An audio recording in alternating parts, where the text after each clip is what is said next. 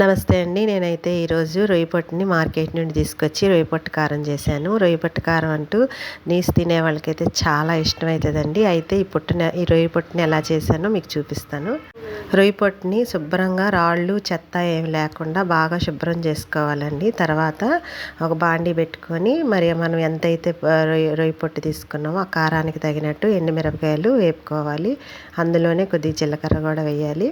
తర్వాత రొయ్య పొట్టును కూడా సన్న మంట మీద వేపుకోవాలండి. వేగిన తర్వాత దించుకొని మనకి దగ్గర మిక్సీ ఉంటే మిక్సీ, లేదంటే రోల్లో కూడా వేసుకోవచ్చు. నేనైతే రోట్లో నూరానండి.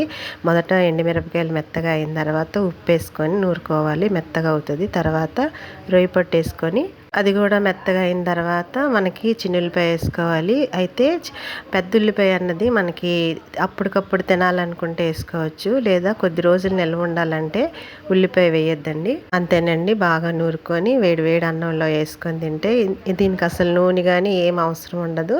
మనం అన్నంలో తినేటప్పుడు నెయ్యి వేసుకొని కూడా తినొచ్చు. చాలా బాగుంటుంది. మీరు కూడా ఒకసారి ట్రై చేయండి. మా వీడియోస్ నచ్చితే సబ్స్క్రైబ్ చేసుకొని సపోర్ట్ చేయండి.